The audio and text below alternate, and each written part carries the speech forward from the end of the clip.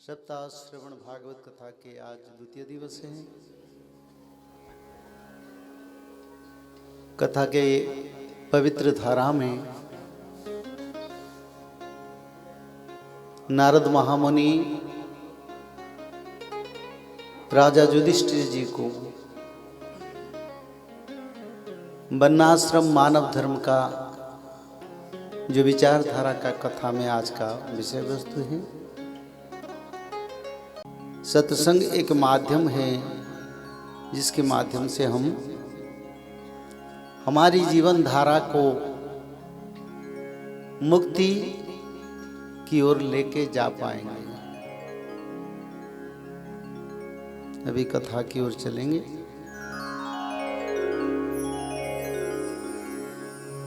नीलाचल निवासाय नित्याय परमात्मने बलभद्र सुभद्राभ्यां जगन्नाथाय ते नमो। जगदानंदकंदाय प्रणर्ताय हराय च नीलाचल निवासाय जगन्नाथाय ते नमो। वंदे वृंदावन गुरु कृष्ण कमललोचन पीतांबर घनश्याम वर्णमाला विराजितम् त्रिभंगी भंगिमारूपम् श्रीराधिका प्राणवल्लभम् गोपीमण्डलमध्यस्थो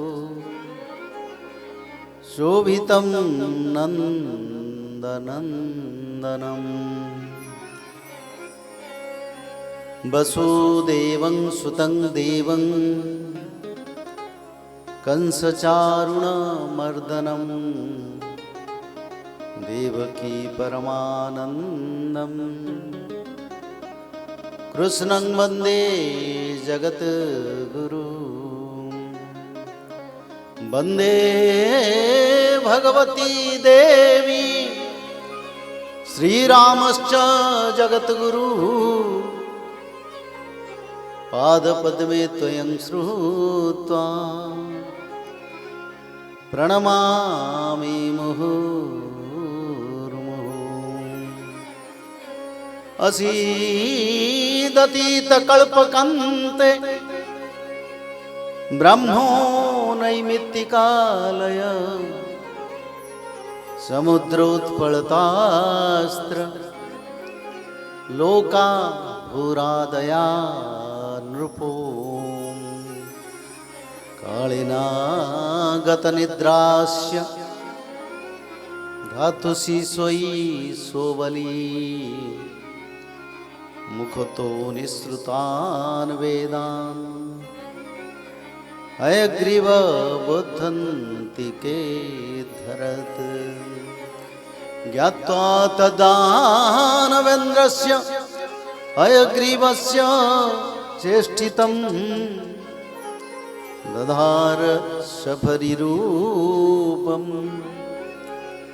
भगवान् हरीश्वरम् अतीतप्रलयपाये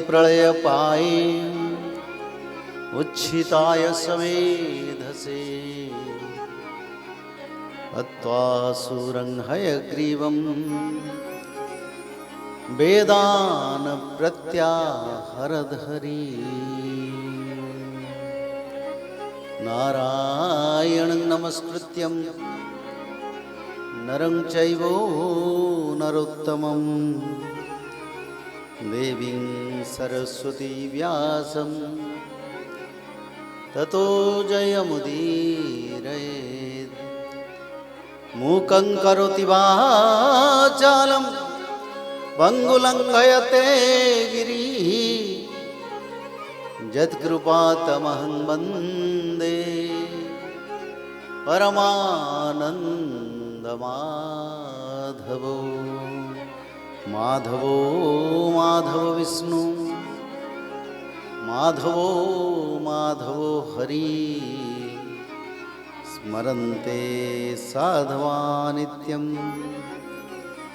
सकलकार्येषु माधवम् जं प्रं प्रजन्तम् अनुपेतमुपेत्य कृत्यं दोपायन विरह कातराजुभावम्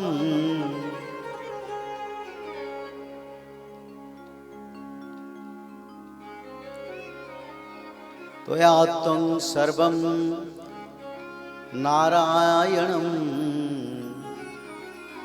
त्वया त्वं सर्वं विराट रूपम् ॐ नमो भगवते वासुदेवाय ॐ नमो भगवते पुरुषोत्तमाय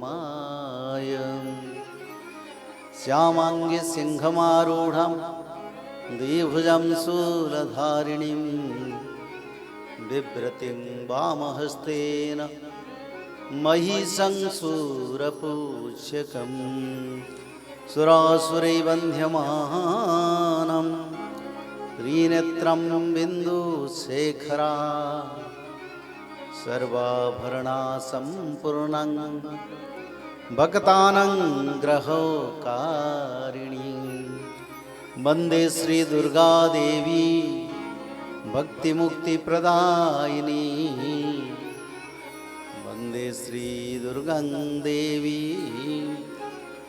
भक्तिमुक्तिप्रदायिनी श्रीराम शरणं समस्त जगतं रामं विना का गति रामेण प्रतिहन्यते कलिमलं रामाय तस्मै नमो रामाय तस्मै नमो। बोली श्री वृंदावन बिहारी लाल की, बोली माँ राधा रानी सरकार की, बोलिए माता योग माया विरजा देवी की, बोलिए भगवान महाविष्णु की। कल के कथा में हमने विचार किए थे कि अवतार नारद महामुनि माता भक्ति के साथ विचार कर रहे हैं कलयुग का बारे में। भगवान श्री कृष्ण धराधाम छोड़ने के बाद धरती पर जो पाप का प्रभाव बढ़ गया और धर्म नष्ट हो गया, संसार में भक्ति ज्ञान वैराग्य भी लुप्त हो। तब भगवान ने नारद महामुनि को भेजे, जाओ मानव सभ्यता का रक्षा जरूरी है और मानव का रक्षा के लिए भले हम उसका विचार कम करते हैं, हमसे ज्यादा विचार हमारा प्रभु जी करते हैं, ज्यादा सोचते हैं, चाहते हैं ताकि कोई भी जीव को दुख ना मिले, क्योंकि इसीलिए उनके नाम है चिर मंगलमय, यानी भगवान मंगलमय है, मंगल निधान। तो हमेशा ही वो हमारी बारे में सोचते हैं और हमारी भी अच्छा मंगल कामना भी करते हैं। इसलिए जब आदि युग यानी आद्य युग, जब पहला सत्य युग आया, जब भगवान महाविष्णु नारद ब्रह्मदेव सभी मन्युओं को श्रीमद् भागवत महापुराण के बारे में भगवान महाविष्णु पहले नारद महामुनि को ब्रह्मदेव को बताया। श्री भगवानो भगवतानंग मुखस्कलित मक्षरम, मक्षर यानी महाविष्णु माधव, चतुर्विंशति ब्रह्माणं चतुर्षोळके च नारायण। स्वयं नारायण ब्रह्मदेव को 4 श्लोक में श्रीमद् भागवत महापुराण को बताया और फिर ब्रह्मदेव ने नारद को बताया, नारद जी ने वसुदेव जी को बताया और ऐसे भगवान व्यासदेव और नारद महामुनि के विचारधारा में कलयुग के मानव का उद्धार के लिए भागवत महापुराण द्वापर की अंत में भगवान वेद व्यास ने रचना की। संसार में अगर मानव का उद्धार चाहता है तो हर समय हर दिन भगवान के बारे में विचार करना, भगवान के नाम भजन करना, भगवान के संकीर्तन करना, स्मरण करना, मनन करना, विचार करना, पूजा करना, सेवा करना, ये जो भक्ति का नवदा भक्ति का जो तत्व है हर मानव में जागरण के लिए ये भागवत महापुराण एक ऐसे ग्रंथ जिसको पढ़ने से मानव में ये भक्ति जागृत हो सकता है। तो एक दिन नारद महामुनि और राजा युधिष्ठिर के बीच में विचार हो रहा था। आप तो जाने हैं राजा युधिष्ठिर बड़ा भक्त है और खुद धर्म है, धर्म देवता भी है, फिर भी वो भगवान के अवतार नारद महामुनि से द्वापर युग में इसका विचार किया जो श्रीमद् भागवत महापुराण में भगवान वेद व्यास ने अति भाव पवित्र भाव से रचना की।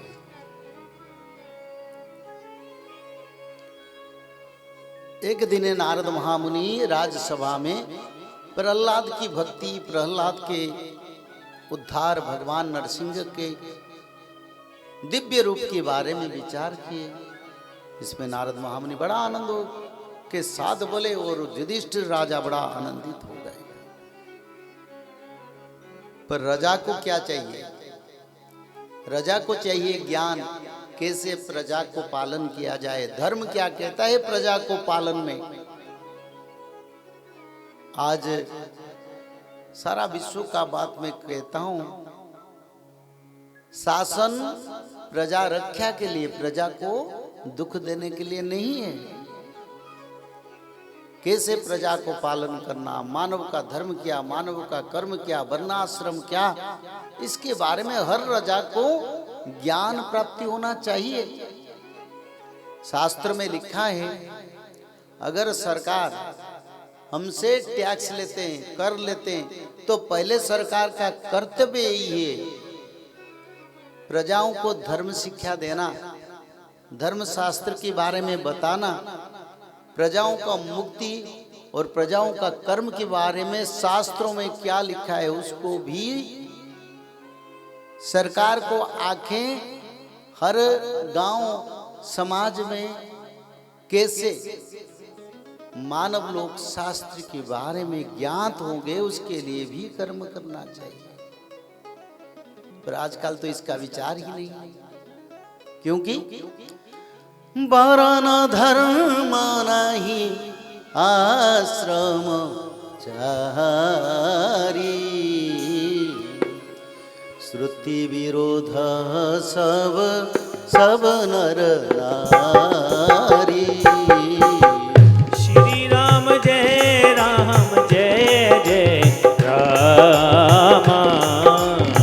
श्री राम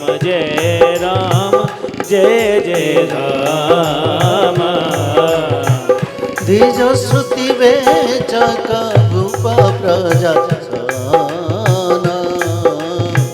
कोई नहीं मानत निगमानुशासन। श्री राम जय जय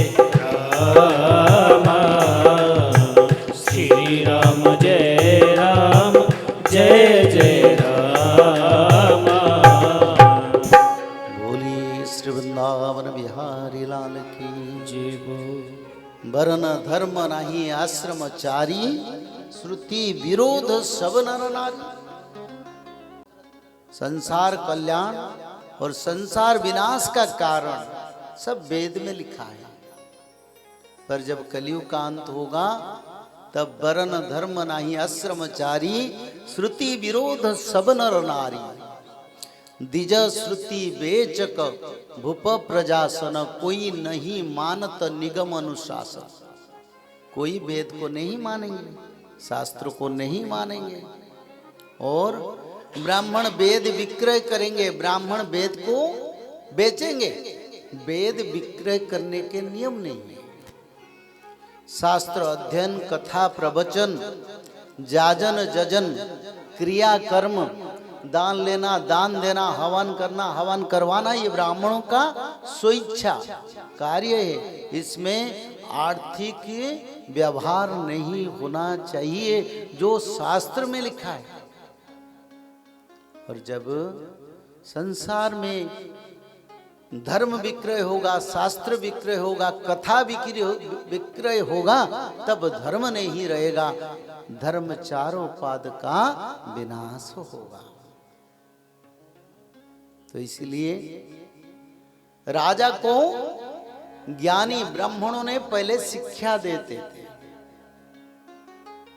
परामर्शदाता ब्राह्मण थे, और वो क्या करते थे ना, राजा को शिक्षा देते थे।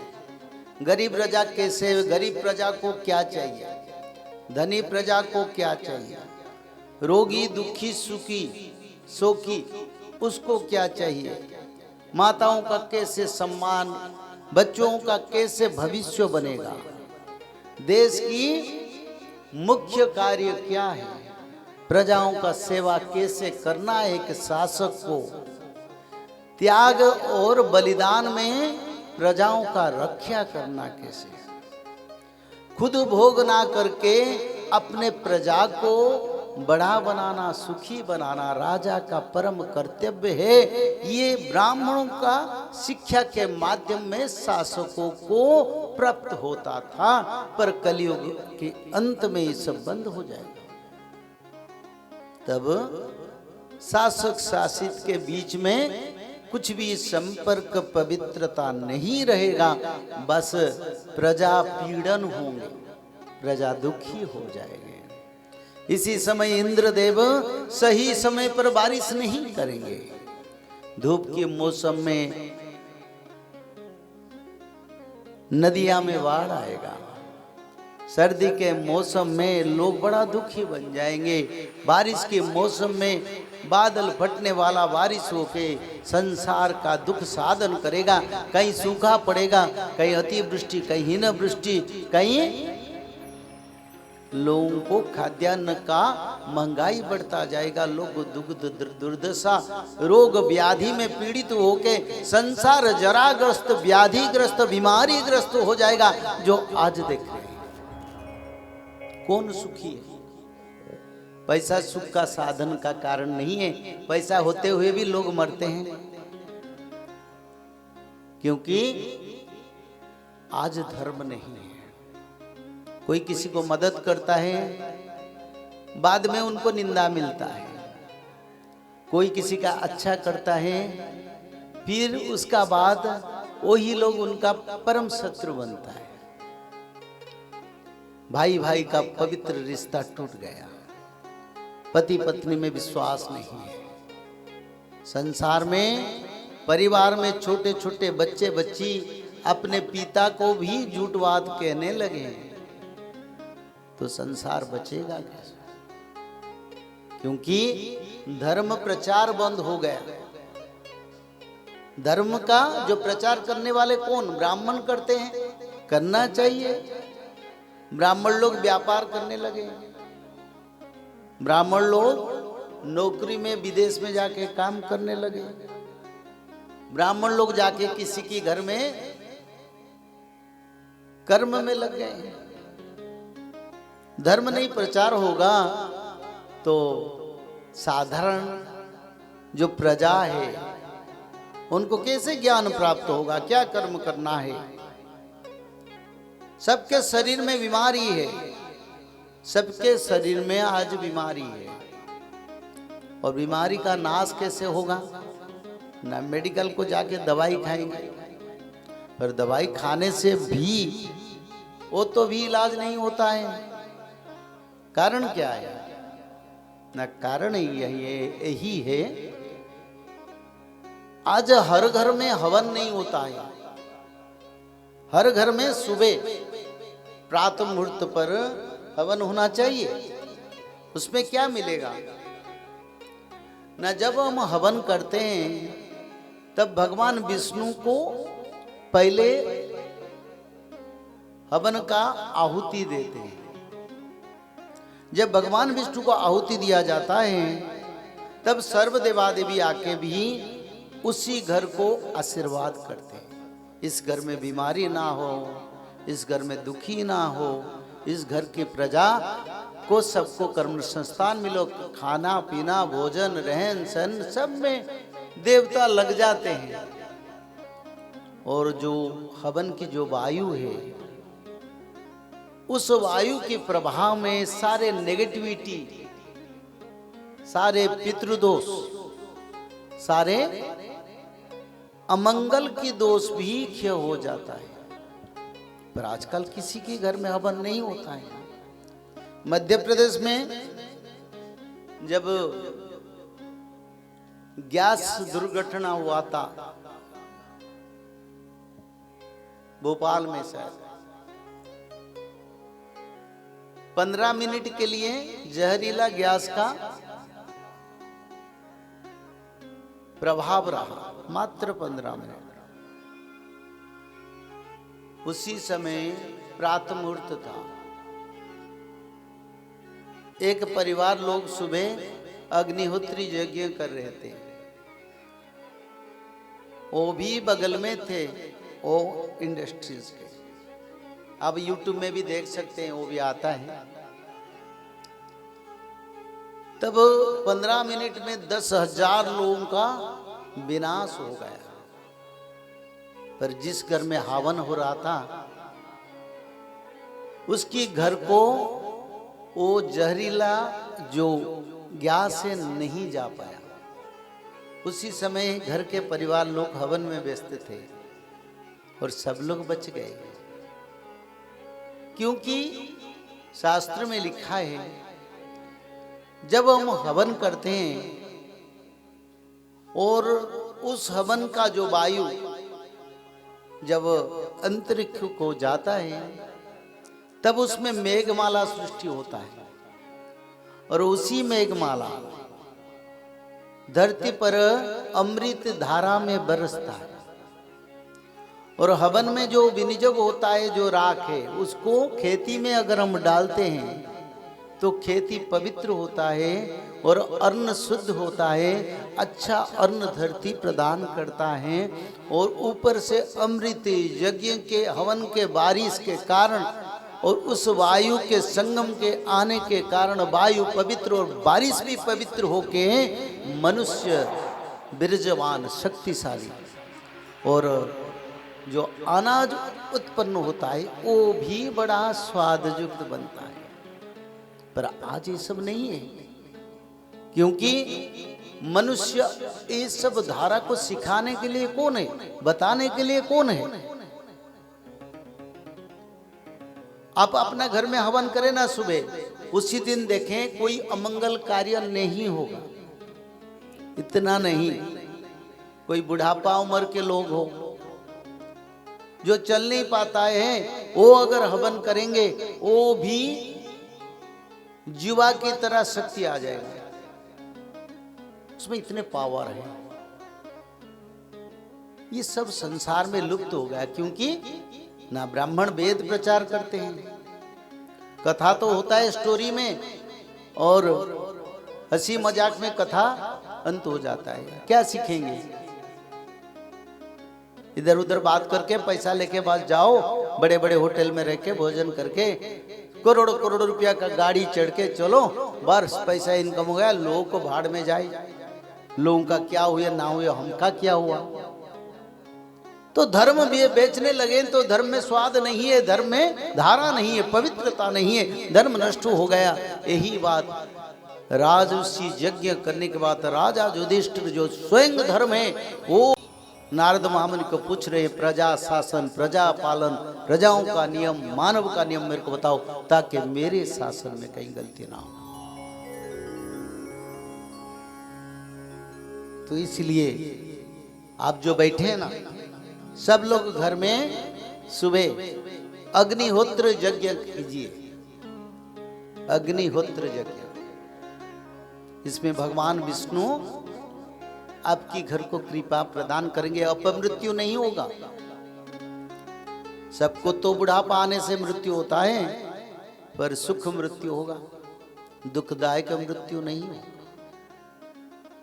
घर में अमंगल नाश हो जाएगा। कौन कौन लोग आप लोग पितृदेवों को अर्घ्य प्रदान करते हैं? हाथ उठाइए।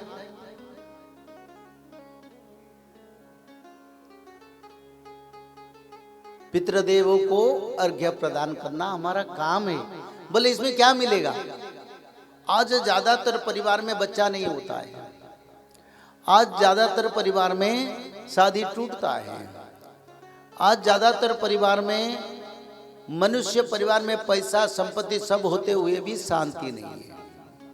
बातों बातों में क्रोध आ जाता है, बातों बातों में लड़ाई हो जाता है, और लड़ाई ऐसे होता है जैसे अग्नि का प्रभाव जल रहा है। तो इसलिए सुबह शाम पितृदेव को ओम पितृदेवाय नमः के 3 बार, ये जो उंगली है इस उंगली में पानी देने से आपकी घर में मंगल कार्य होगा। बोले ये कैसा है? मैं बताता हूं। जो पितृलोक है वो जैसे देवता हैं, उन लोगों को अगर हम अर्घ्य प्रदान करते हैं तब उनको वो भोजन करते हैं। वहीं पर कोई भोजन मिलता है तब हमारी घर में अगर कुछ जाता है, नहीं तो नहीं। 365 दिन में एक बार वो भोजन करते हैं और एक बार हम श्राद्ध प्रदान करते हैं।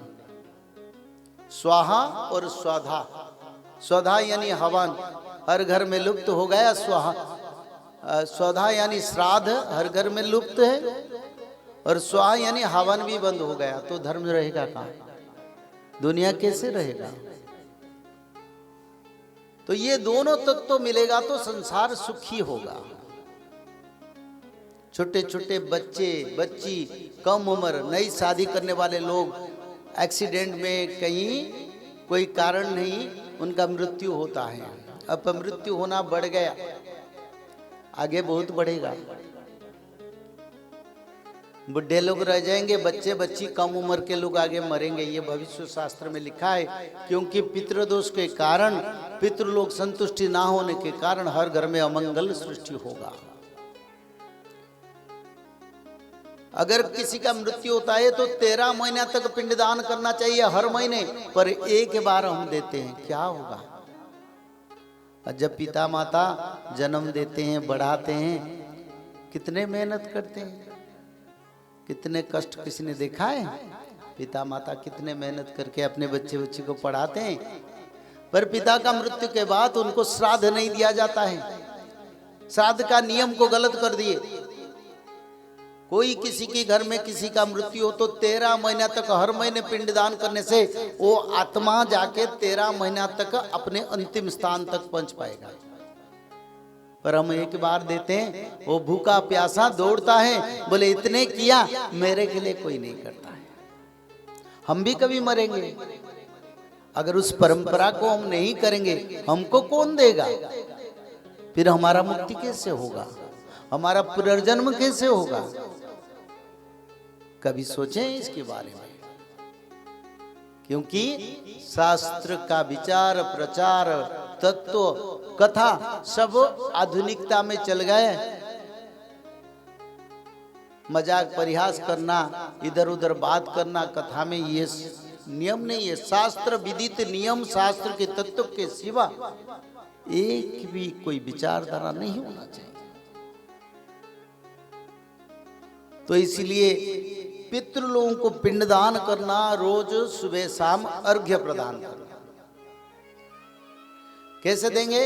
ना दक्षिण दिशा में मुंह करके उनको आप जल समर्पण, क्या कोई देना पड़ता है पैसा? अरे बाबा ने करोड़ रखे जाए या लाखों रखे जाए, कुछ भी ना दे, उनका एक कृपा आशीर्वाद तुम्हारी घर में सुख शांति फैलेगा। दक्षिण दिशा को मुंह करके सूर्यदेव अस्त से पहले पितृलोगों को पिंडदान ना करो, अर्घ्य प्रदान करो। जल लो और जल लेके ऐसे दो 3 बार। घर में बड़ा शांति आएगा, आनंद आएगा, ज्यादातर रोग बीमारी भी दूर हो जाएगा, मंगल कार्य घर में शुरू हो जाएगा। सुबह सूर्य अस्त से पहले और शाम को सूर्य उदय से पहले, शाम को सूर्य अस्त से पहले 2 बार पितृदेवों को जल अर्घ्य प्रदान करो। ब्राह्मी मुहूर्त पर घर में हवन करो, और हवन में तुम्हारे घर में बड़ा परिवर्तन आएगा। देखो ना, कोई किसी को बुला के पैसा खर्च करना नहीं, कुछ मंत्र हम बता देंगे, उस मंत्र में वास करो, उसमें क्या परिवर्तन आता है देखो।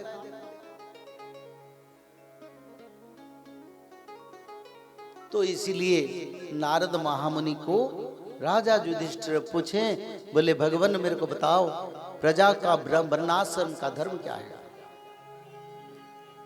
तब नारद महामुनि बताए, संसार में ब्राह्मण क्षत्रिय वैश्य चारों वर्ण, ब्राह्मण क्षत्रिय वैश्य शूद्र चारों वर्ण का सृष्टि हुआ। क्यों सृष्टि हुआ? श्रीमद् भागवत पुराण में एक तत्व है।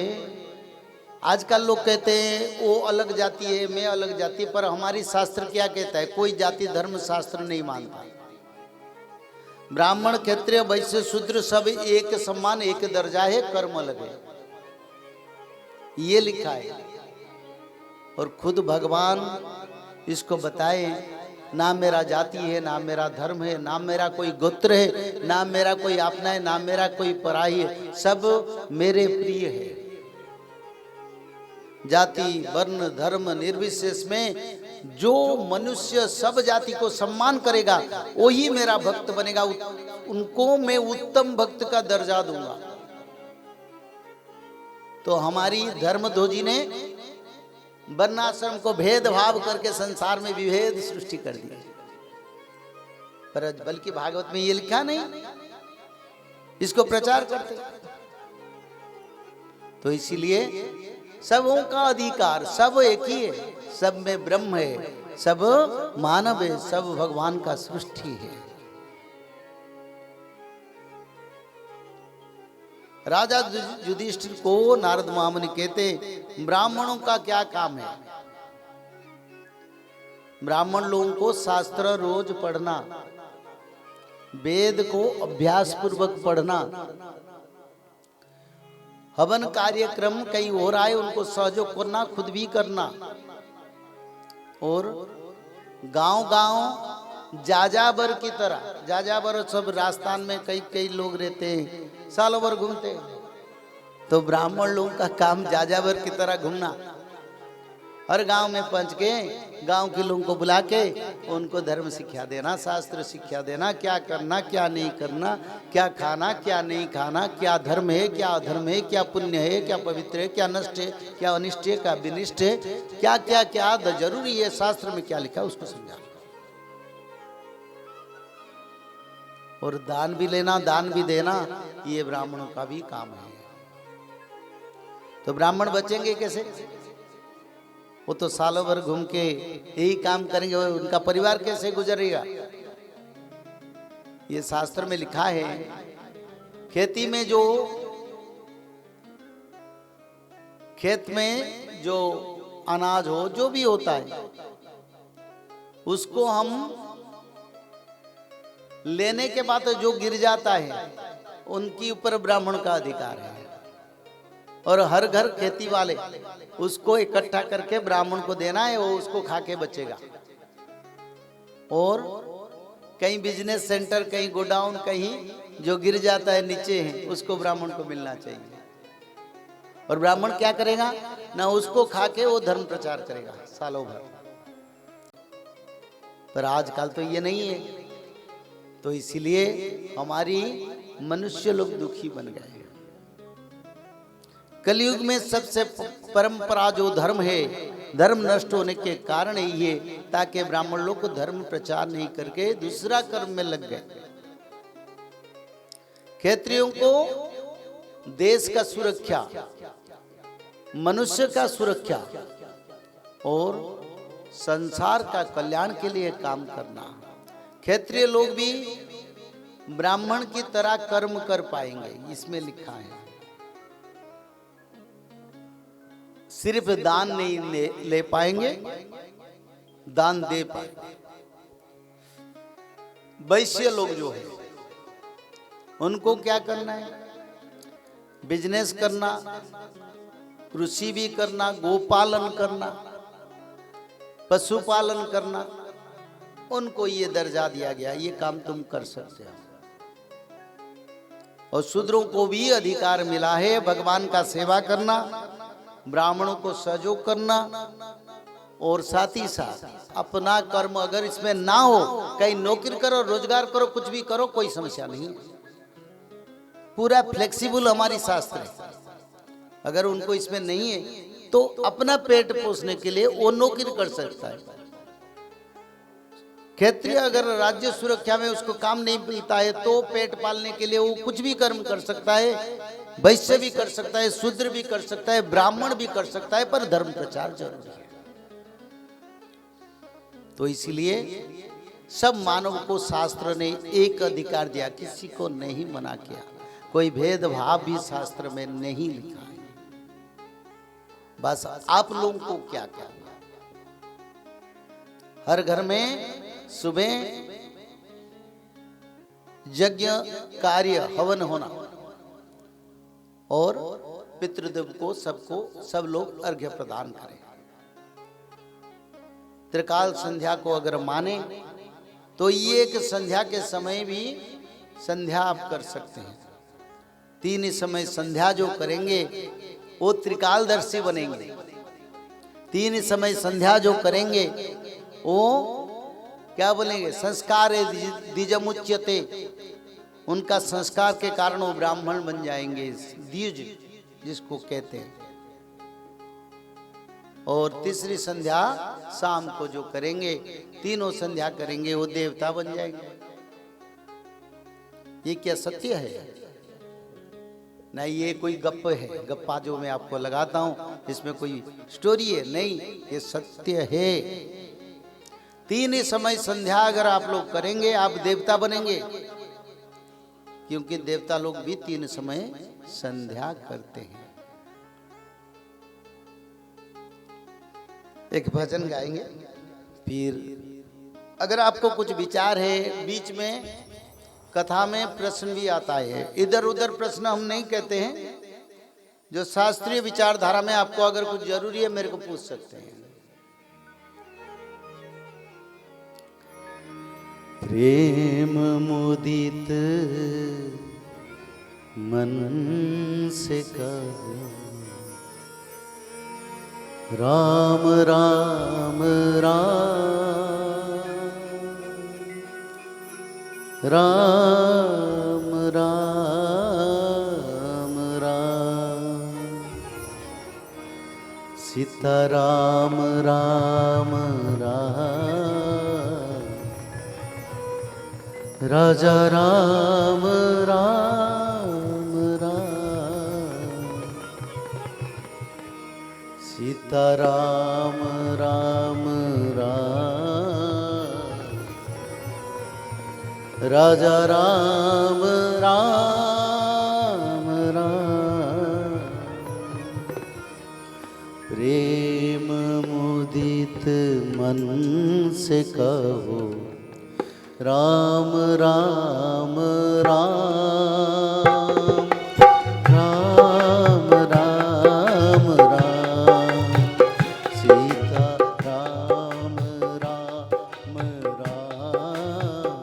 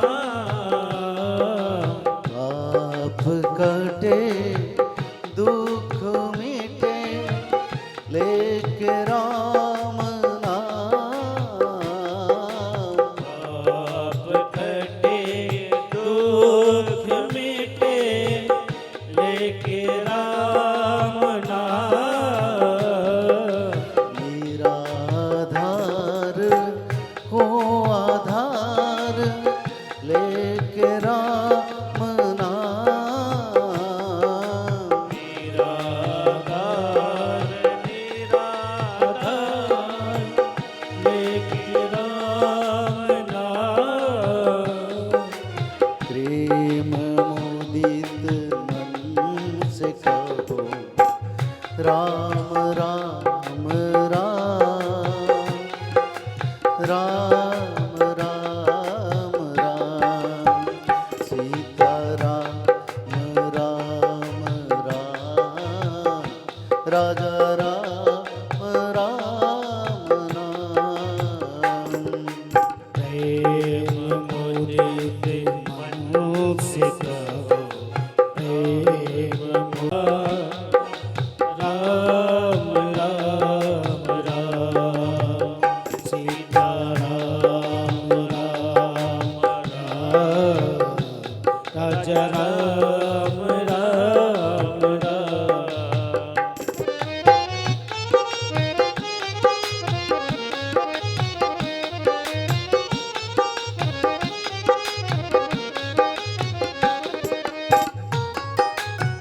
आनंद एक पर हरि हरि जय श्री माधव बोले सीतापति रामचंद्र की जय हो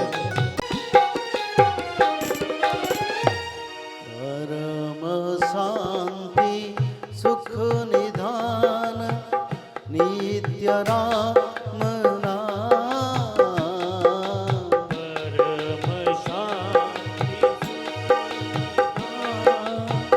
लेके राम नाम परम शांति सुख निदान नित्य राम नाम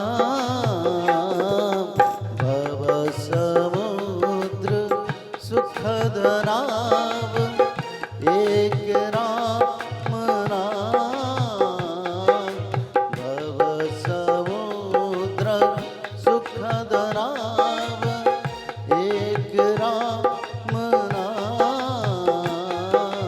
प्रेम मोदित मन से कहो राम राम राम राम राम राम सीता राम राम राम राजा राम राम राम प्रेम मोदी महादेव सतत जपत दिव्य राम नाम महादेव सतत जपत देवे राम नाम महादेव सतत जपत दिव्य राम नाम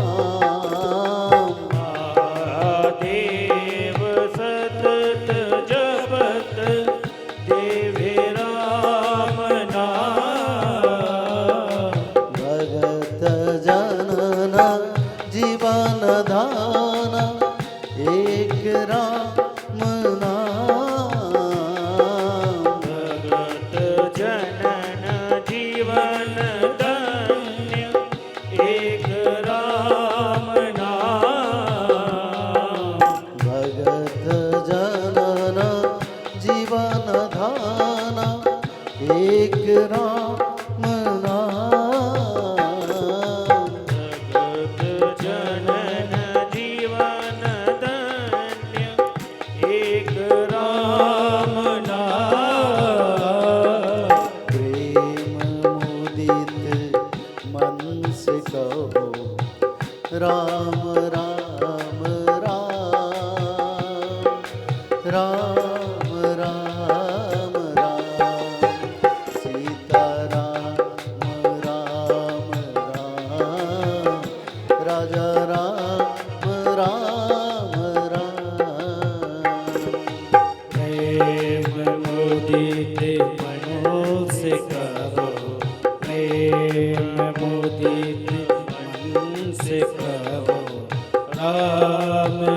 राम राम राम राम सीता राम राम राम राजा राम राम राम सीता राम राम राम राजा राम राम राम सीता राम राम राम राजा राम राम राम। बोले सीतापति रामचंद्र की महादेव सतत जपत दिव्य राम नाम। शंकर भगवान नित्य यानी हर पल हर समय राम नाम भजते हैं, जिस कारण वो मृत्युंजय बन गए। तो इसीलिए हम सभी मानव को भी ये कहना चाहते, आप भी नाम भजन करें, आप भी ब्रह्म कर्म करें, ताकि आप सत्ययुग का मानव बनेंगे। क्योंकि आप कलयुग नहीं है, मैं नहीं कहता हूं, ये शास्त्र में लिखा है 5000 वर्ष के बाद कलयुग का पतन होगा और फिर सत्ययुग आएगा। और सत्ययुग में तो ब्रह्म कर्म करना ही पड़ेगा। ब्रह्म कर्म क्या है?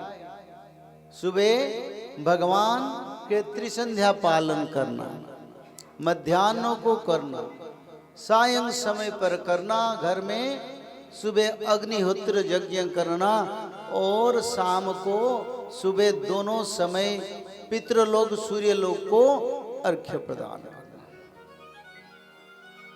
जो मानव इसको पालन करेंगे वो मनुष्य सदाचारी और सत्ययुग का मानव बनेंगे। क्योंकि 2032 में सत्ययुग आएगा।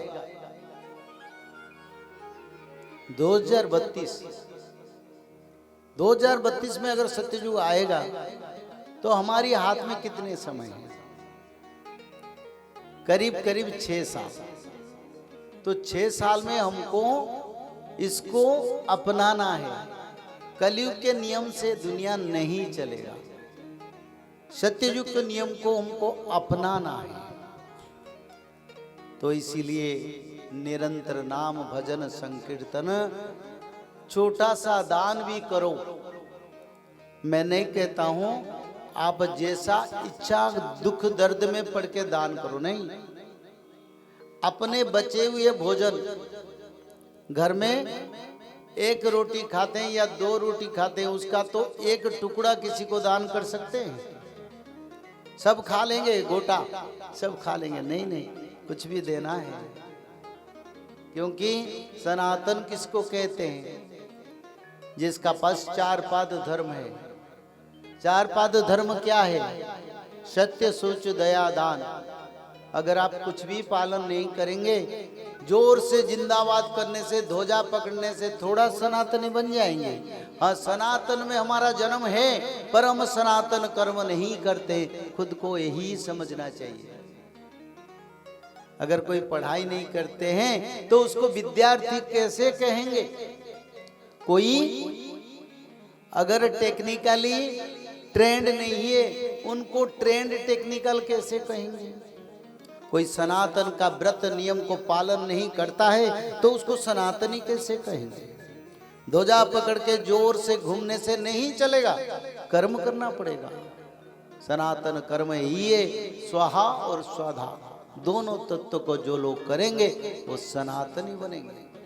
और जो सनातनी सच में बनेंगे वो ही मानव सत्ययुग को जाएंगे। तो ये समय आप लोगों को सूचना देता है। जगन्नाथ संस्कृति में भविष्य शास्त्र का रचना है, जो उड़िया भाषा में ताड़ की पत्ते में रचना था।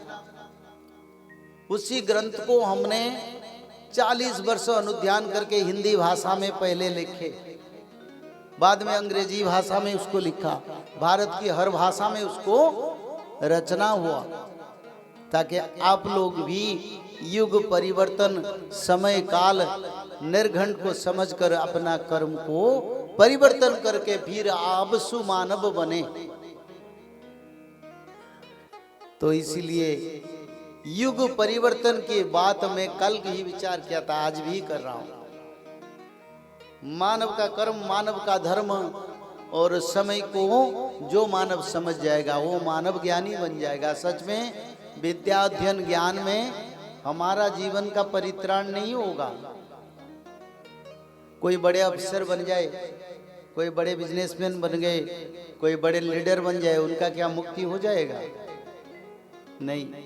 कोई गरीब हो, कोई धनी हो, कोई दुखी हो, कोई दरिद्र हो, कोई सम्मानी, कोई ज्ञानी, कोई मानी, कोई थानी, कोई बड़े भी हो, शास्त्र को और शास्त्र विदित नियम को जो पालन करेंगे उनको सच में ज्ञानी कहा जाता है। मैं तो उनको पारदर्शिता कहूंगा, एजुकेशनल क्वालिफिकेशन। ये कि योग्यता है, ये ज्ञान का परिसीमा में नहीं आता है। ज्ञान आध्यात्मिक में आता है। आध्यात्मिक ज्ञान जिसके पास है वो सबसे बड़े पूज्य है, सनातन ही कहता है। तो हम विचार करेंगे कलयुग के बारे में क्या क्या लिखा है। आप लोग जानते हैं सत्ययुग का आयु 17,28,000 वर्ष था, पर भोग कितना हुआ सत्ययुग को? मात्र 1200 वर्ष। अब बोले इतने बड़ा युग है, सत्ययुग मात्र 1200 साल में कैसे चल गए? क्योंकि सत्ययुग में ऋषि मुनि तपस्या के गर्व अहंकार बढ़ गया। कहीं समुद्र के जल को सुखा दिया, कहीं किसी को श्राप दिया, गांव गांव को जला दिया, अपने मनमानी करने लगे पावर। तो उसका कारण भगवान ने देखे इनका तपस्या बल में देवलोकों तक 14 भुवन भी जल जाएगा, तो ब्रह्म प्रलय कर दिए, सबको समाप्त कर दिया। 17,28,000 वर्ष से मात्र 12,000 वर्ष में सत्ययुग का अवसान हो गया। त्रेतायुग का आयु 12,96,000 वर्ष। कितना भोग हुआ त्रेतायुग को? करीब करीब 11,500 वर्ष तक त्रेतायुग को भोग हुआ।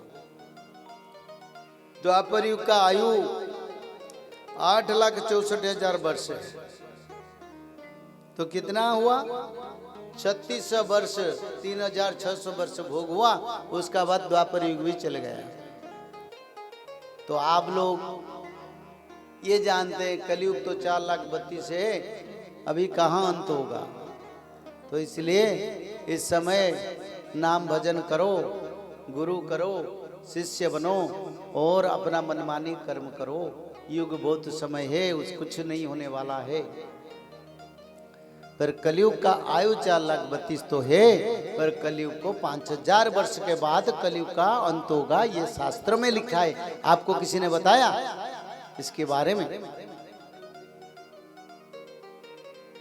कौन सा शास्त्र में लिखा है? शास्त्र तो मिथ्या नहीं। कल मैंने भागवत महापुराण का विचार कर रहा था। 1943 से सत्ययुग का आगमन भागवत महापुराण के साथ, 42 से भागवत महापुराण के अनुसार हुआ है।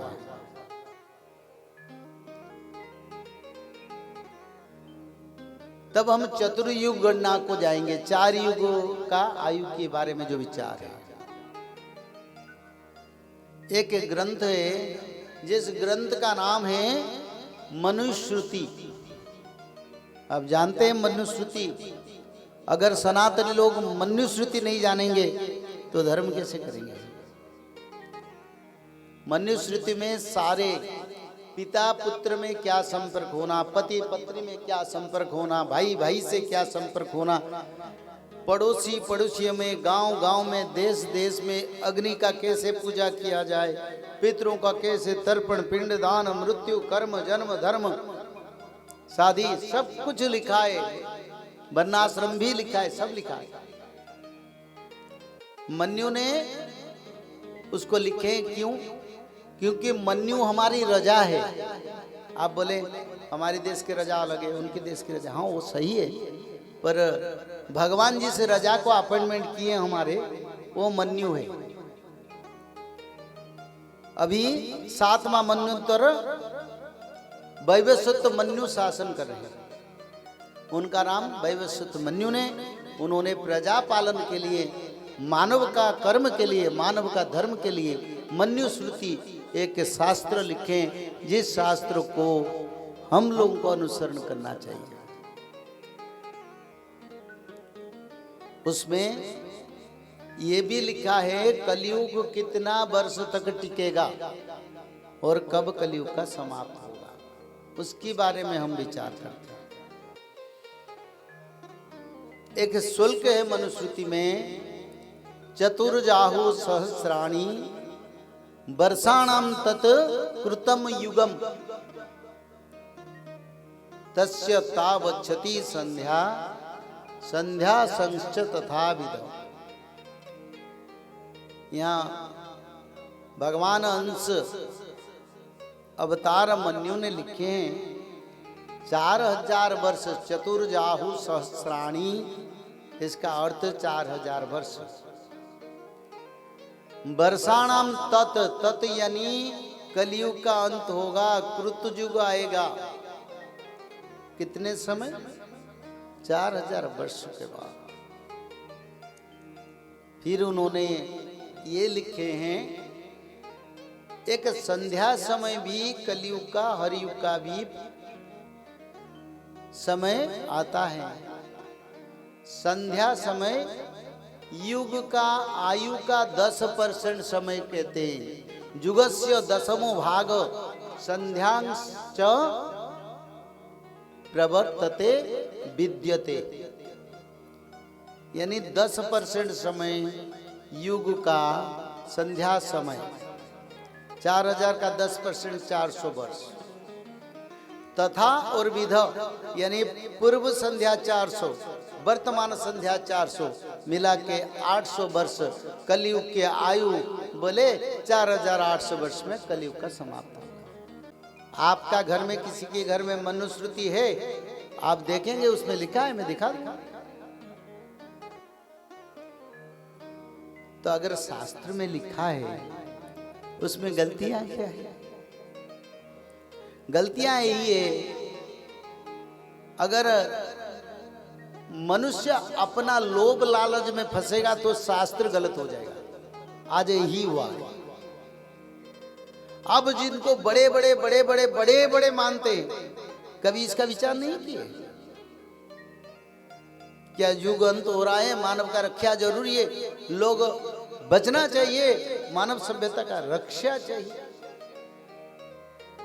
पर उसका कोई विचार नहीं करता। तो इसलिए जगन्नाथ जी का कृपा है और उनके कृपा से मैं यहाँ तक आया हूँ, ताकि ये बताना चाहता हूँ अब समय नहीं है, युग परिवर्तन हो रहा है। आप लोग भी बचना चाहते हैं, आप लोग भी सत्य युग जाना चाहते हैं, तो आप ब्रह्म कर्म धर्म को पकड़ के चले। घर का पहला रोटी गोमाता को देना चाहिए। कोई दीन दरिद्र गरीब आए, घर के सामने भूखा नहीं जाना चाहिए। कोई दीन दुखी दरिद्र अगर सेवा चाहता है, सक्षमता के अनुसार, 1 रुपया हो 2 रुपया हो, कुछ भी हो, देना ही चाहिए। बातों में सत्यता होना चाहिए और हमेशा शांत बनना चाहिए। सत्य, शांति, दया, क्षमा, क्रोधित, उग्र रूप, अहंकार का प्रतीक मन में, शरीर में नहीं होना चाहिए, क्योंकि युग परिवर्तन हो रहा है। सबको दया, कोई गलती करे तो ठीक है भाई, गलती किया तो किया, आगे ना करो। सबको दया करना चाहिए। दया, क्षमा सनातन का परम तत्व है और सबको अपना समझना, मुझ में तुझ में एक को देखना।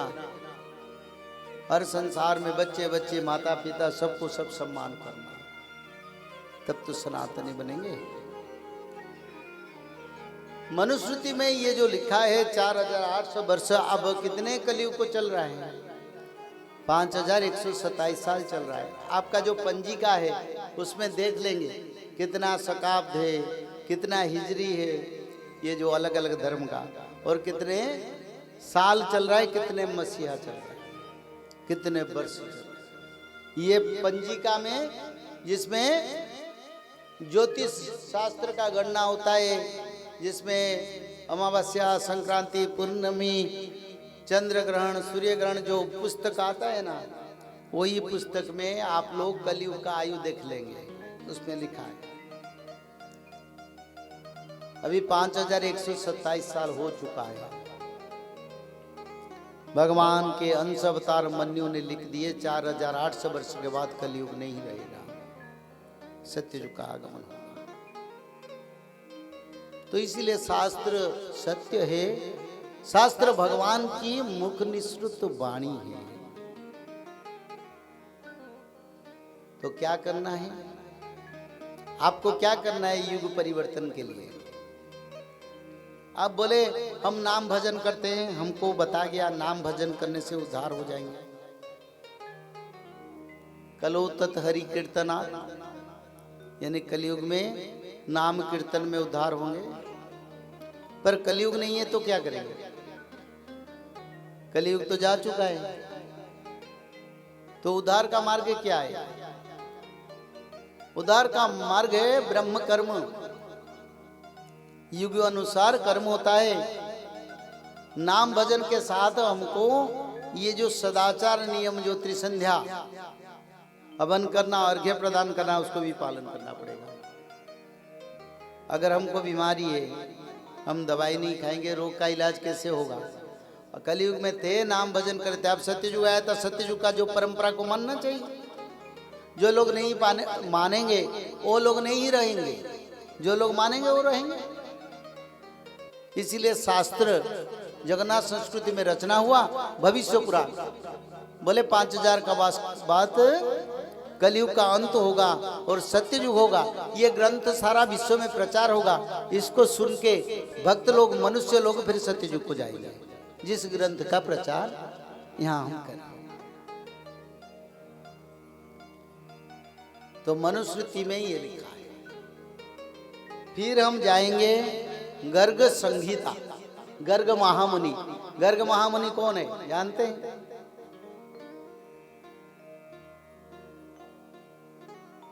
गर्ग मुनि कौन है?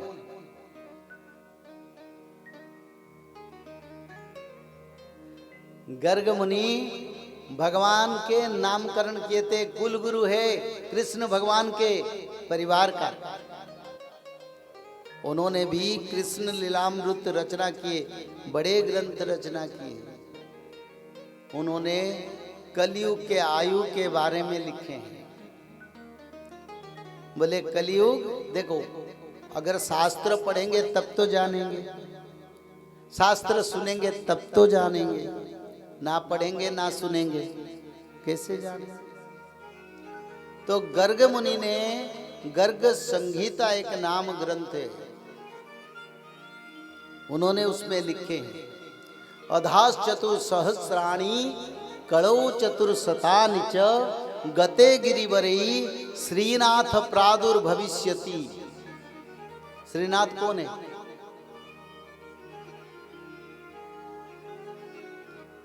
भगवान महाविष्णु श्रीनाथ।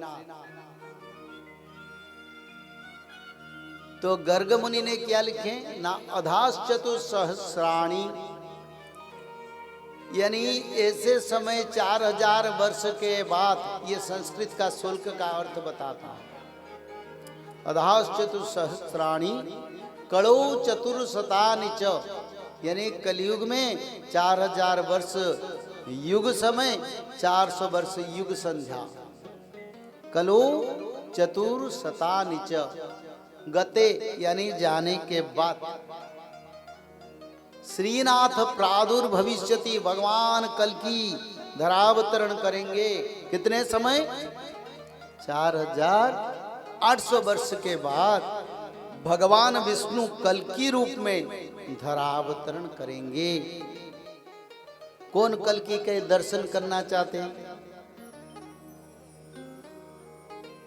आप नहीं करेंगे? रहेंगे नहीं? क्यों रहेंगे? हे जगन्नाथ, ऐसा मत बोलिए सत्संग में। नहीं नहीं, हम चाहते हैं आप सभी मानव का मंगल हो, सभी मानव बचे, सभी अच्छे हैं, कोई बुराई नहीं है। ये भागवत महापुराण में लिखा है, हर मानव का मंगल कामना करना हर मानव का सबसे बड़ा परम कर्तव्य है। चाहे वो बढ़ जाए, कितने सुखी बन जाए, भले भगवान और बनाओ। तो आप कथा में आए हैं, तो कथा में जगन्नाथ जी बुलाए हैं आपको और बताएं त्रिकाल संध्या करो, ब्रह्म कर्म करो, सत्ययुग को जाएंगे। अब बोले मेरा उम्र का कोई प्रावधान नहीं है, क्योंकि जब सुदामा भगवान कृष्ण से भेंट हुआ 750 वर्ष उनको था, 750 वर्ष हो गया था, बुढ़ापा आ गया था। पर कृष्ण भगवान से दर्शन करने के बाद वो 30 वर्ष का युवा बन गया। ऐसे जो बड़े उम्र के लोग हैं, जब कल्कि भगवान का दर्शन करेंगे वो भी यौवन प्राप्त कर लेंगे। इस शास्त्र में लिखा है, उम्र का कोई प्रावधान नहीं है। जब प्रभु आएंगे, उनकी शरीर में जो हवा लगेगा वो हवा हमसे भी लगेगा, क्योंकि हवा तो बहता रहेगा। उस हवा के प्रभाव से वो सुगंधित दिव्य गंध वास युक्त पवन के कारण मनुष्य भी युवा बन जाएंगे, नवजौन प्राप्त कर लेंगे। ये भविष्य शास्त्र में लिखा है। 80 वर्ष 100 वर्ष के बुढ़े भी नवजौवन प्राप्त कर लेंगे, सत्ययुग में बुढ़ापा नहीं रहेगा। ये लिखा है भविष्य शास्त्र में।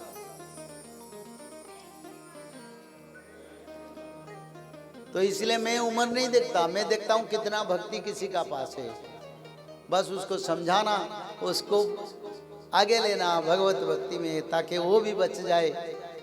मेरा कोई मित्र शत्रु नहीं, सब तो भगवान के शक्ति है, सब भगवान जैसे ही मेरे को दिखाई देते हैं। ना कोई माँ है, कोई पुरुष है, सब तो भगवान शक्ति से ही ये धरती पर आए। हर मानवों में एक ही गुण है, भगवत तत्व। अलग तत्व हम नहीं देखते। तो गर्ग मुनि ने क्या लिखे? गर्ग मुनि ने लिखे, अधास चतुर सहस्राणी, ये शुल्क भी मैं कहता हूं, कलो चतुर शतानि च गते गिरिवरे श्रीनाथ प्रादुर्भविष्यति। भगवान विष्णु कल के रूप में जन्म होंगे 4800 वर्ष के बाद। आनंद से एक बार हरि हरि। तो कल की भगवान का दर्शन कौन करना नहीं चाहते हैं? हाथ उठाइए। क्योंकि जड़ चेतन गुण दोषमय विश्व, यानी सब में अलग अलग गुण है। कौन नहीं चाहते हैं भगवान का दर्शन? बाकी बिहारी का दर्शन कौन नहीं चाहते हैं? हाथ उठाइए।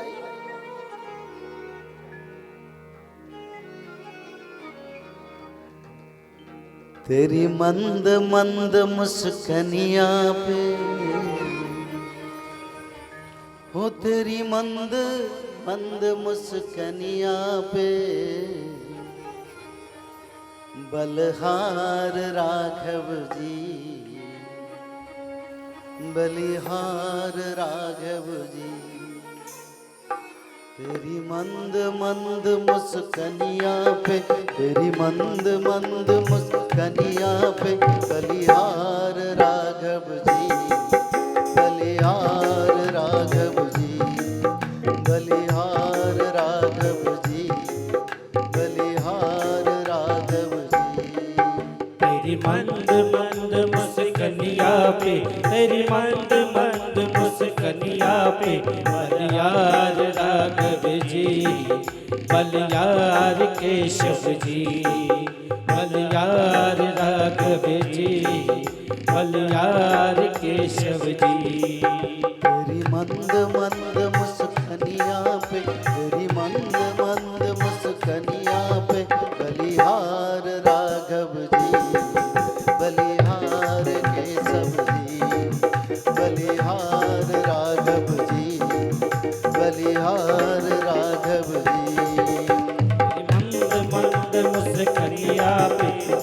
मंद मंद मुस्कनिया पे बलियार राघव जी, बलियार केशव जी, बलियार राघव जी, बलियार केशव जी।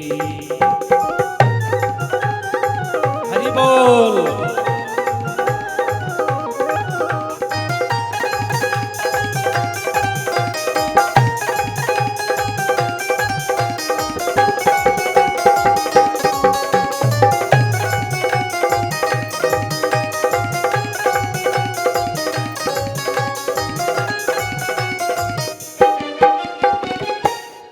तेरी बाल बड़े घुंघराले, बादल हो काले काले।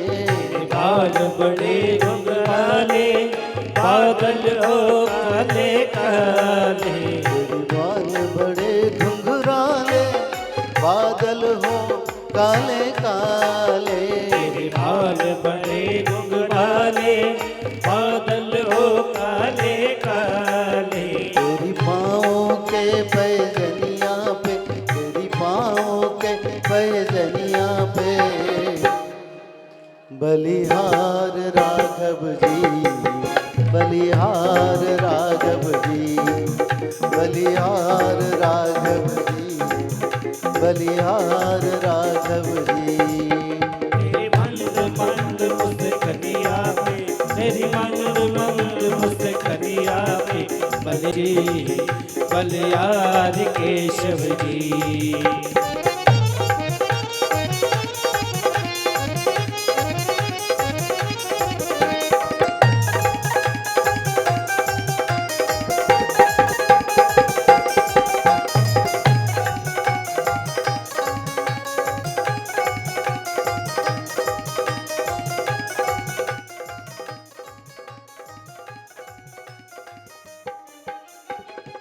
तेरी नैन बड़े कजरारे, लगती है प्यारे प्यारे।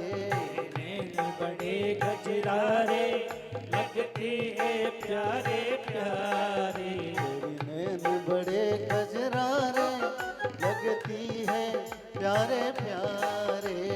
नैन बड़े गजरारे, लगती है प्यारे प्यारे। तेरी मधुर मधुर मुस्कनिया पे, तेरी मधुर मधुर मुस्कनिया पे बलिहार राघव जी, बलिहार राघव जी, बलिहार राघव जी, बलिहार राघव जी। तेरी मंद मंद मुस्कनिया पे, तेरी मंद मंद मुस्कनिया पे बलियार राघव जी, बलियार केशव जी, बलियार राघव जी, बलियार केशव जी। बोले श्रीवृंदावन बिहारी लाल की जय हो। जय हो, जय हो।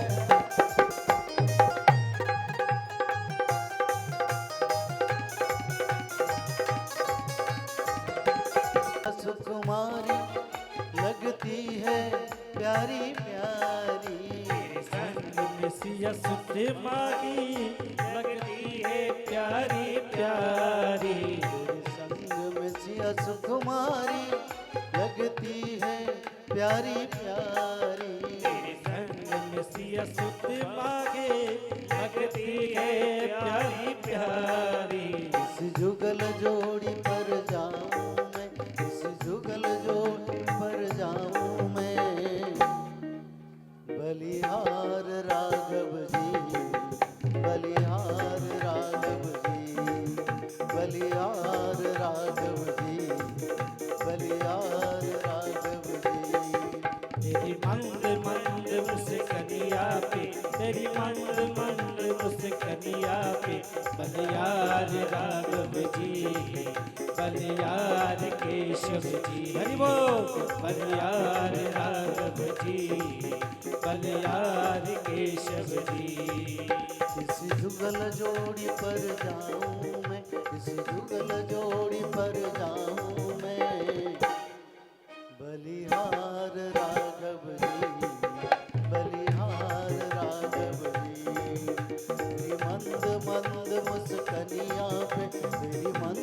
मंद मुस्कनिया पे बलिहार राघव जी, बलिहार राघव जी, बलिहार राघव जी, बलिहार राघव जी। तेरी मंद मंद मुस्कनिया पे, तेरी मंद मंद मुस्कनिया पे बलिहार राघव जी, बलिहार केशव जी, बलिहार राघव जी, बलिहार केशव जी, बलिहार राघव जी, बलिहार केशव जी, बलिहार राघव जी, बलिहार केशव जी, बलिहार राघव बोले श्री वृंदावन बिहारी लाल की। बलिहार राघव जी, बलिहार केशव जी, बलिहार राघव जी, बलिहार केशव जी, बलिहार। राम लक्ष्मण भरत शत्रुघ्न, जगन्नाथ बलभद्र सुभद्रा सुदर्शन, तो सब एक ही है। बड़ा आनंद है। गर्ग संहिता में कलयुग की अंत के बारे में स्पष्ट प्रमाण मैंने रखा हूं। 4000 वर्ष बीत जाएगा, युग संध्या 800 वर्ष मिला के 4800 वर्ष के बाद कल की आएंगे, कल की। तब तो असुरों का विनाश होगा, अधर्म का विनाश होगा। बहुत असुर बन गए, बेधर्मी बन गए, गौ माता का हत्या बढ़ गया, पाप बढ़ गया, पिता पुत्र में भेद आ गया, वृद्धाश्रम बहुत बन गया। इतना नहीं, संसार में सबको अधिकार भी नहीं है, किसी को ज्यादा, किसी को कम, किसी को नहीं है। क्यों? न संसार में धर्म नहीं है। धर्म हो तो मनुष्य को सब मिलता, सबको समान अधिकार। कब मिलेगा?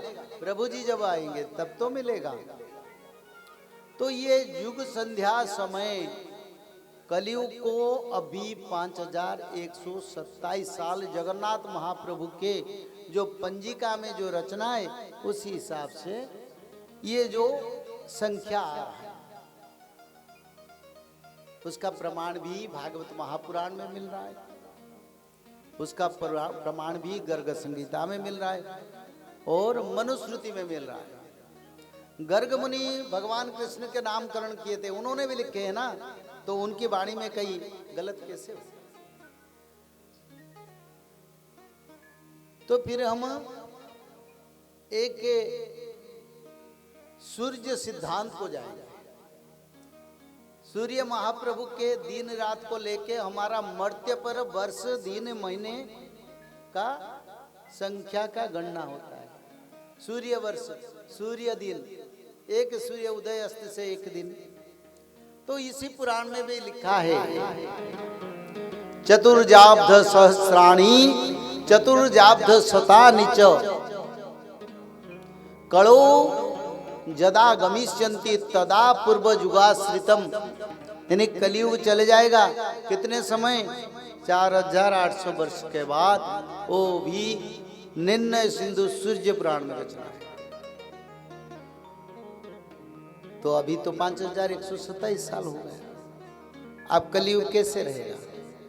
आप बोले कलयुग अभी तो चल रहा है, हमको दिखाई नहीं देता है, क्योंकि ना हमने शास्त्र पढ़े हैं, ना हमको दिव्य ज्ञान है, ना हमारी संसार में उसका कोई प्रचार भी करता है। सब बैठे हैं रोजगार से। रोजगार जरूरी, फोटो पोजिंग जरूरी। रोज आएगा फोटो कैसे, अच्छा अच्छा वेशभूषा से। तब धर्म कौन बताएगा, कर्म कौन बताएगा? तो इसीलिए वो सूर्य पुराण और निर्णय सिंधु शास्त्र के अनुसार कलयुग को 4800 वर्ष के बाद कलयुग नहीं रहेगा। तो कलयुग अगर नहीं रहेगा, उसका प्रमाण क्या? उसका प्रमाण भविष्य शास्त्र में रचना है, भविष्य मालिका पुराण में ये लिखा है, धरती पर 3 विश्व युद्ध होगा। 2 विश्व युद्ध हो चुका है, first world war, second world war, बोले तृतीय विश्व युद्ध होगा उसका बाद, और चौथा विश्व युद्ध नहीं होगा, तृतीय विश्व युद्ध के बाद सत्ययुग आएगा। तो अभी कौन सा समय है? क्या थर्ड वर्ल्ड वॉर होगा? होगा ना? नहीं होगा? हाथ उठाइए। नहीं, मैं ऐसे बोलता हूं, जो जानते होने होगा, जरूर होगा, विश्वास है, वो हाथ उठाइए। बड़ा आनंद है, कम लोग उठाइए। और जो लोग चाहते हैं नहीं होगा थर्ड वर्ल्ड वॉर, वो भी हाथ उठाइए। सुविधावादी चरित्र, यानी हम ऐसे पाप करें, डूबते रहे, फिर भी युग परिवर्तन ना हो। जो लोगों का विचार है थर्ड वर्ल्ड वॉर नहीं होगा, तो वो लोग हाथ उठाइए। मैं लिख के दूंगा, एग्रीमेंट करके जाऊंगा। कितने समय चाहिए आपको? 1 साल? 1 साल ना, उससे ज्यादा। तृतीय विश्व युद्ध का समय चल रहा है अभी भी। 2027 तक भविष्य शास्त्र में लिखा है तृतीय विश्व युद्ध परमाणु युद्ध होगा। दिल्ली से कितने किलोमीटर आप लोग दूर है? दिल्ली से कितने दूर है? हाँ, 110। तो आप लोगों को इसमें सूचना आपको बिल्कुल मिल गया होगा। मैं क्यों बोल रहा हूँ, इतने कम दूरिया में जो जहरीला आएगा कौन संभालेगा?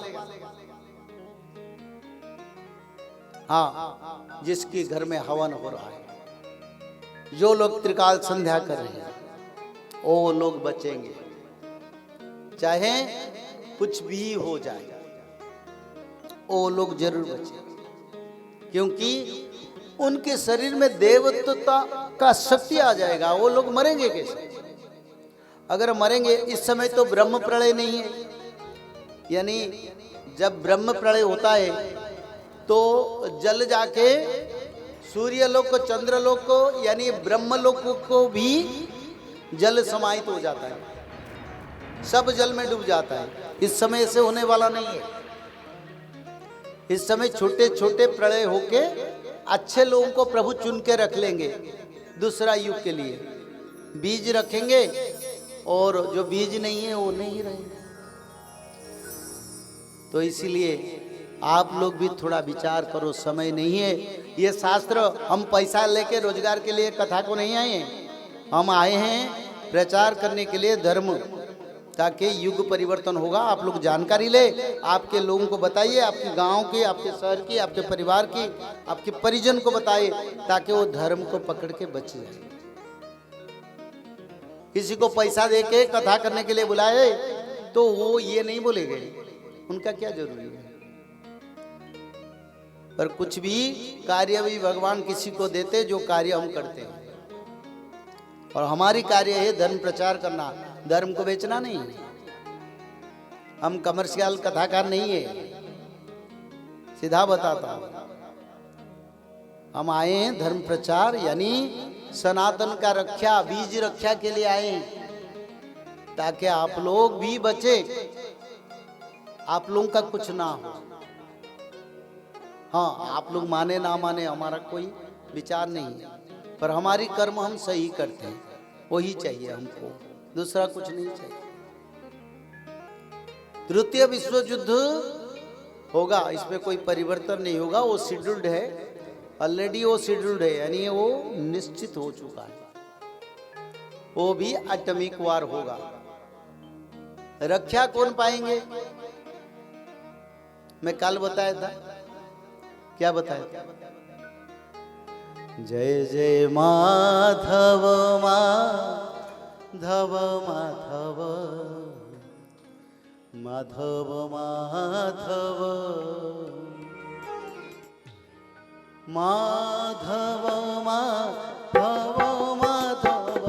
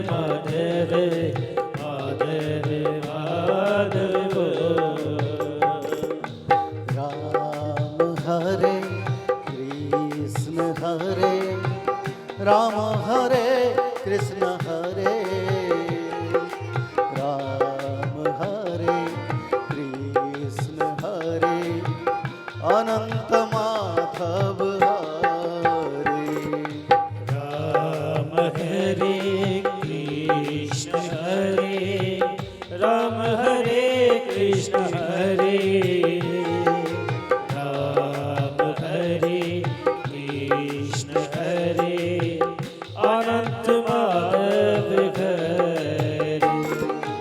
राम हरे कृष्ण हरे राम, हरे कृष्ण हरे राम हरे कृष्ण हरे राम, हरे कृष्ण हरे राम हरे कृष्ण हरे राम, हरे कृष्ण हरे राम हरे कृष्ण हरे राम हरे कृष्ण हरे राम हरे कृष्ण हरे राम हरे कृष्ण हरे अनंत माधव हरे। राम, हरे कृष्ण हरे राम, हरे कृष्ण हरे राम, हरे कृष्ण हरे अनंत माधव हरे। बोले सच्चिदानंद भगवान की। जय हो। एक बात कहूं, ये धर्म संस्थापना के अंतिम समय और प्रभु के प्रकट होने के समय आ रहा है। प्रभु मानव रूप में मुरादाबाद के संबल ग्राम पर प्रकाश होंगे। कोई बोलते हैं जन्म होंगे, और भारत की परम पूज्य राम भद्राचार्य जी ने जन्म तिथि भी बता दी, पर भविष्यवाणी का शास्त्र कहता है प्रभु जन्म हो चुके हैं मुरादाबाद के संबल में। बोल आनंद से एक बार हरि हरि। भविष्य शास्त्र कहता है प्रभु जन्म हो चुके हैं, और उनकी जो जन्म तिथि वैशाख शुक्ल द्वादशी तिथि वो ही है, पर शास्त्र कहता है प्रभु आ चुके हैं। उसका प्रमाण मैं बिल्कुल रखूंगा, कितने प्रमाण भी दूंगा। 100 प्रमाण शास्त्र में लिखा है। प्रभु जब आएंगे क्या प्रमाण मिलेगा, वो प्रमाण मैं रखूंगा आपके साथ। तो इसलिए प्रभु चाहते हैं मानव का उद्धार। धर्म संस्थापना के बाद भगवान विष्णु सनातन सुधर्मा सभा करेंगे। सुधर्मा सभा यानी देवताओं का सभा बैठाएंगे। सुधर्मा सभा में भक्त लोग जाके देवत्व प्राप्ति करेंगे, मनुष्य से देवता बनेंगे, भक्त बनेंगे, क्योंकि सत्ययुग ऋषि मुनि देवताओं का युग है। जैसे मानव दिव्य मानव देवता बनेंगे, और उसी पर क्या नाम भजन होगा? माधव माधव माधव माधव माधव, जय जय माधव माधव माधव माधव माधव, जय जय माधव माधव माधव माधव माधव। बोली सच्चिदानंद भगवान की। जय हो। और क्या नाम भजन होगा? ना महामंत्र का उल्टा भजन होगा। भविष्य शास्त्र में लिखा है कलयुग में समुद्र के पानी खारा है, सत्ययुग में समुद्र का पानी कैसा होगा? मीठी होगा। आप लोग देखें कास्पियन सागर के कुल में आर्य लोग रहते थे, सागर के पानी को मीठी था, कलयुग के कारण समुद्र के पानी खारा बन गया। सूर्य पूर्व दिशा से नहीं पश्चिम दिशा में उदय होंगे, पूर्व दिशा में अस्त होंगे। युग अनुसार परिवर्तन। मनुष्य का सुंदरता भव्यता देवता जैसा कोई बुढ़ापा नहीं रहेगा संसार में। सब सुंदर दिव्य मधुर भाषी और इच्छा अनुसार कर्म, इच्छा अनुसार भोजन, सब कुछ परिवर्तन की ओर जाएगा। तो वहीं पर उल्टा महामंत्र भजन होगा। कलयुग के महामंत्र हरे राम है, पर ये राम हरे कृष्ण से शुरू होगा। तो इसलिए सुधर्मा सभा को जाना चाहते हैं तो ये मंत्र को भजो।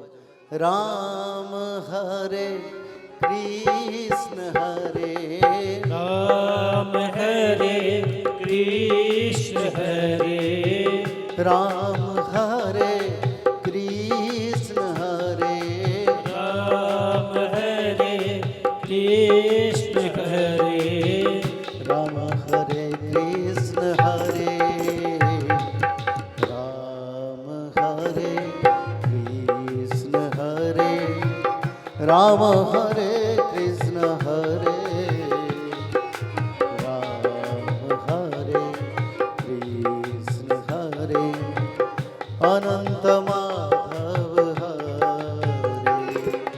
राम हरे कृष्ण हरे राम हरे कृष्ण हरे राम हरे कृष्ण हरे अनंत माधव हरे। बोलिए कल की भगवान की। जय हो। तो कल की भगवान के चाहे प्रभु आ चुके हैं, धरती पर हैं, हम नहीं देख पाते, क्योंकि हमारा लगन उनकी तरफ नहीं है। हम जानते भी नहीं है प्रभु जी आ चुके हैं, पर प्रभु जी आ चुके हैं इसका प्रमाण भविष्य शास्त्र में एक एक पॉइंट करके लिखा है। उसकी हम आगे विचार करेंगे। मैं इतना कहना चाहता हूं, अगर आप सत्ययुग को जाना चाहते हैं तो त्रिसंध्या, अग्निहोत्र यज्ञ और माधव नाम, महामंत्र राम हरे कृष्ण हरे और एक अध्याय भागवत पठन आप लोगों को अगर करेंगे तो आप सत्ययुग को जा पाएंगे। कल गुरुवार है, बृहस्पतिवार है, कल हम वैष्णव यज्ञ यहाँ आरंभ करेंगे। वो भी ब्राह्मी मुहूर्त पर होगा, क्योंकि भगवान विष्णु के हवन ब्राह्मी मुहूर्त पर होता है। सूर्य उदय से पहले सूर्य उदय तक आप लोग चाहने से वो हवन में भाग ले सकते हैं, आहुति भी दे सकते हैं, कुछ भी कर सकते हैं। तो उसका कार्यक्रम हम यहाँ पहले बार शुरू कर रहे हैं, क्योंकि मेरे मन को ये प्रेरणा आया ताकि भगवान विष्णु के आगमन का यज्ञ अनुष्ठान होना चाहिए, ताकि प्रभु और भक्तों का मिलन हो जाए। आनंद एक बार हरि हरि। तो आप लोग भी आ सकते हैं। बड़ा आनंद का समय आ रहा है और रिवारी में इसका पहला शुरुआत हम करेंगे। अलग जगह पर कथा हो रहा था, कल मेरा विचारधारा आया ताकि हवन किया जाए, क्योंकि कथा हवन के बिना अधूरा है और समय तो आ रहा है, ऐसे समय को भी हमको विनियोग करना है। तो आप लोग इतना नियम को पालन करें, कम से कम भागवत पढ़े, त्रिकाल संध्या करें तो भगवान विष्णु सपना में दर्शन भी देंगे। आप बोले ये क्या बोलते हैं? मैं सत्य बोलता हूँ, वो त्रिकाल संध्या ब्रह्म तत्व है, जो मानव उसको करते हैं भगवान सपना में आ जाते हैं। और कई लोग जो यहाँ बैठे हैं वो लोग भी करते हैं, जो लोगों ने बुलाया मेरे को कथा को, और वो लोग भी सपना में प्रभु को दर्शन किए ताकि उनका विश्वास दृढ़ हुआ। नहीं समय आ रहा है। तो कथा को विराम देने से पहले गीत गोविंद का भजन करेंगे।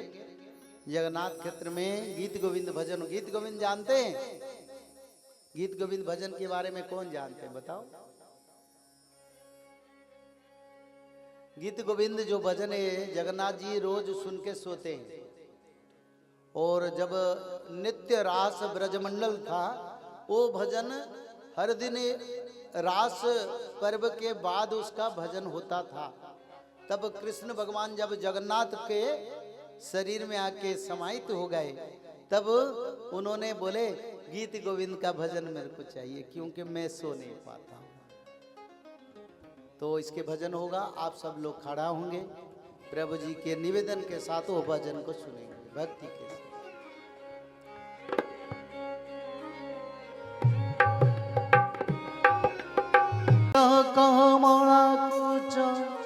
मंडल है हरि सीता कमला कुच मंडल है धृत कुंडल है कलित ललित माल जय जय देव हरे हरे हरे जय जय देव हरे राधे कृष्ण हरि गोविंद गोपाल हरि वासुदेव बाल भजनंद डोलार जय जय देव हरे हरे हरे हरे जय जय देव हरे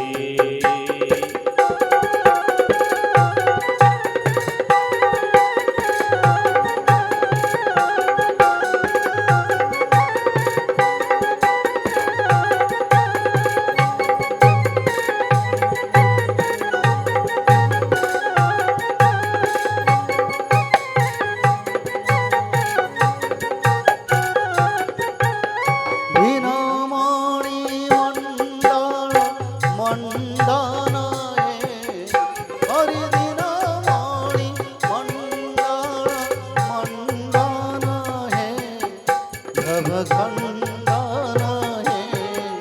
भवखंडन है मुनि जन मानस हंस जय जय देव हरे हरे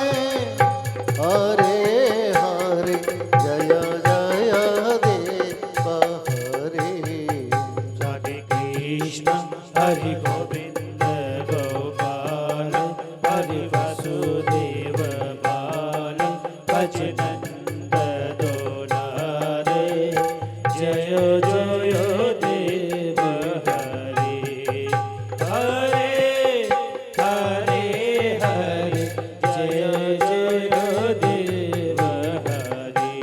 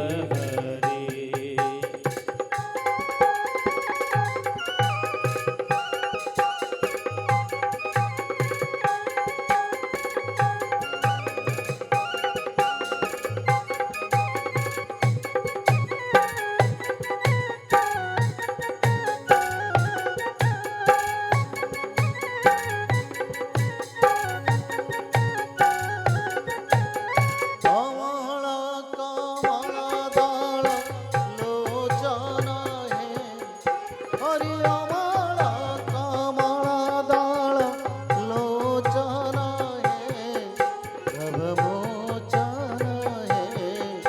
भव मोचन हे त्रिभुवन धवन निधान जय जय देव हरे हरे हरे जय जय देव हरे राधे कृष्ण हरि गोविंद गोपाल हरि वासुदेव बाल भजनंद दुलारे जय जय देव हरे हरे हरे हरे जय जय देव हरे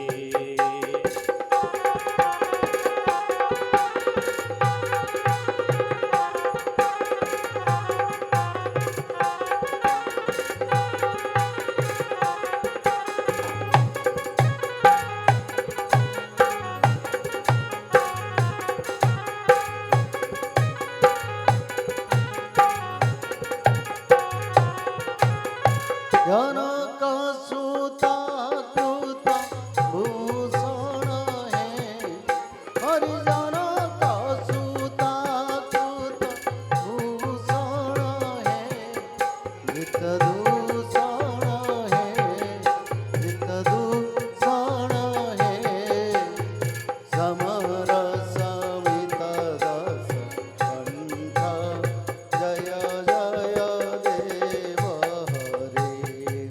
हरे हरे हरे जय जय देव हरे राधे कृष्ण हरि गोविंद गोपाल हरि वासुदेव बाल भजनंद दुलारे जय जय देव हरे हरे हरे हरे जय जय देव हरे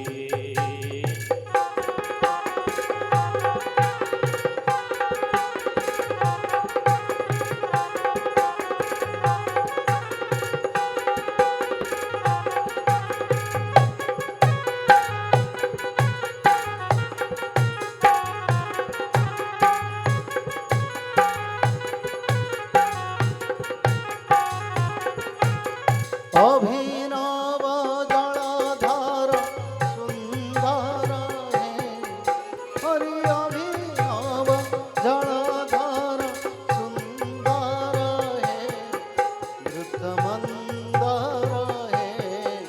द्रुत मंदर है श्रीमुख चंद्र चकोर जय जय देव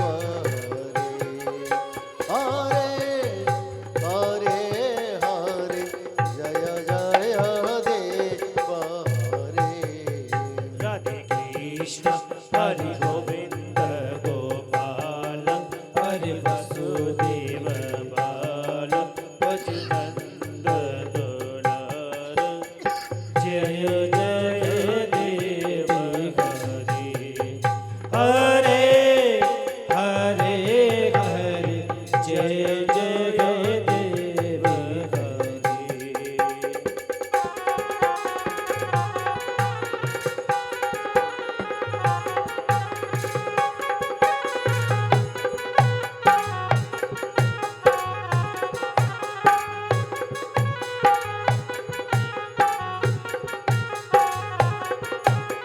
तव चरणे प्राण धावय है हरि तव चरणे प्राण धावय है नीति भावय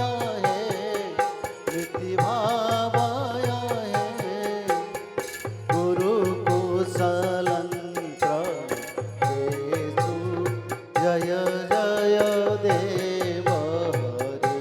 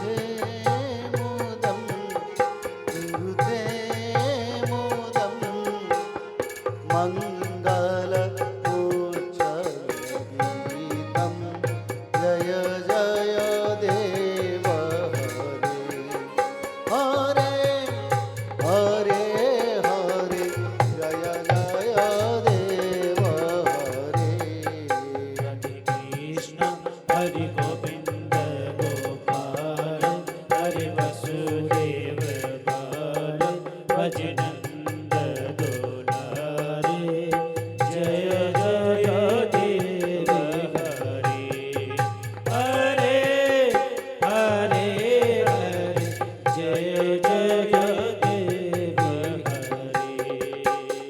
जय जय देव हरे जय जय देव हरे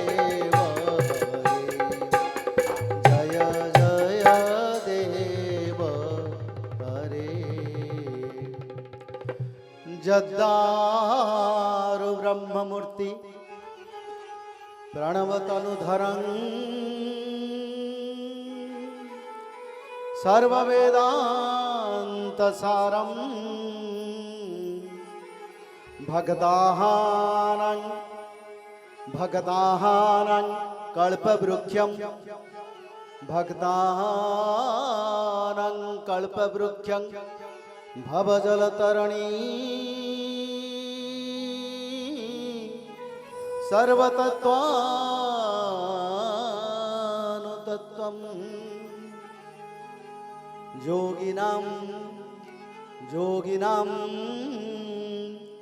योगिनां हंसतत्त्वं हरिहरनमितं श्रीपति वैष्णवानां शैवानां शाक्ततत्त्वं भैरवाख्यं पशुपतितिथिः या शाक्ततत्त्वं च शक्ति जा शाक्ततत्त्वं च शक्ति बौधानं बुद्धरूपं ऋषभजतिवरं जैन सिद्धान्तसारम्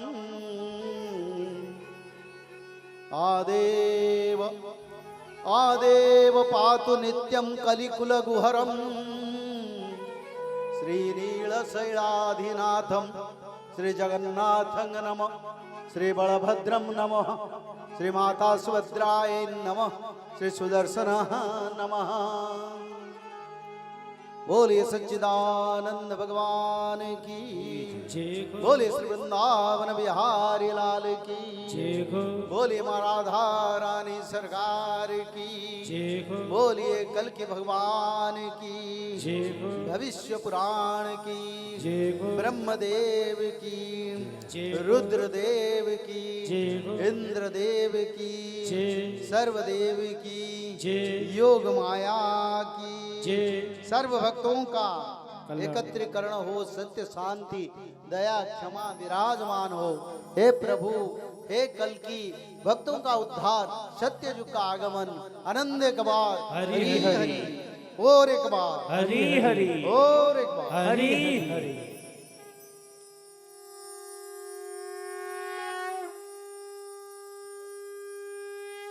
जय श्री माधव, जय श्री माधव, जय जय श्री माधव, जय जय श्री माधव, जय जय श्री माधव। आरती हाथ उठा के ले लीजिए, सब आरती हाथ उठा के लीजिए, अपने स्थान पर आरती ले लीजिए।